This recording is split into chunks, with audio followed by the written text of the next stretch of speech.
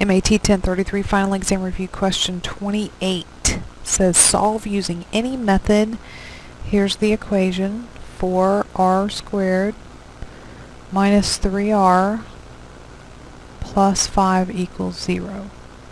This is a quadratic equation, r squared.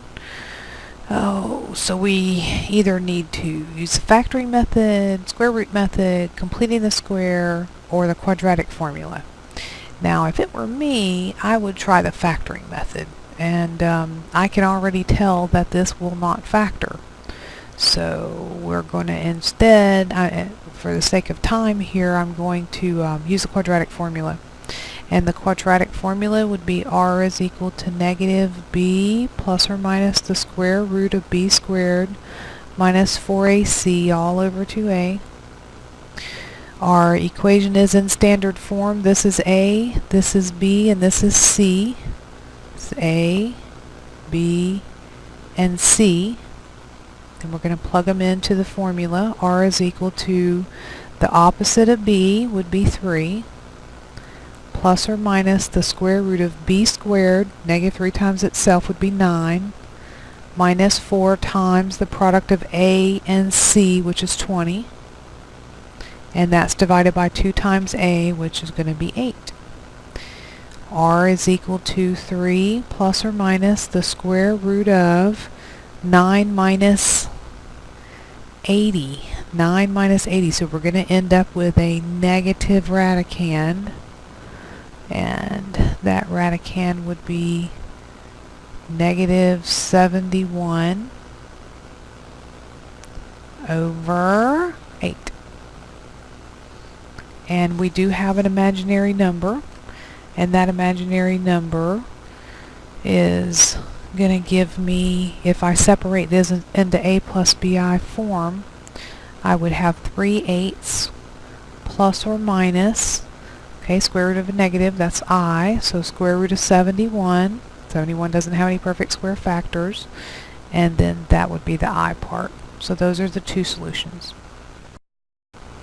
MAT1033 Final Exam Review Question 29. The directions are to solve the inequality, graph the solution set on a number line, then write the solution using interval notation. We have 3 times the quantity x minus 5 minus 5x is less than 6 times the quantity x minus 3. We solve an inequality with the same steps as solving equations. There's only one catch, and when we run into it we will talk about it again. 3x minus 15 minus 5x is less than 6x minus 18. Combining like terms, negative 2x minus 15 is less than 6x minus 18. We want to isolate the variable, so I'm going to subtract 6x from both sides. And that's going to give me negative 8x minus 15 is less than negative 18. And I'm going to add 15 to both sides. Haven't run into the glitch yet. Negative 8x is less than negative 3. Now, red flag. When I divide or multiply both sides of an inequality by a negative number, I must remember to reverse the inequality symbol. So I'm going to end up here with x is greater than negative 3 divided by negative 8 is 3/8. There is the inequality solution set of numbers. Well, it's not in a set form, but that shows us all the solutions for this inequality. And now all we have to do is show a graph on a number line. So let's draw the number line. Okay, here's 0, and we'll use 3/8 as our interval.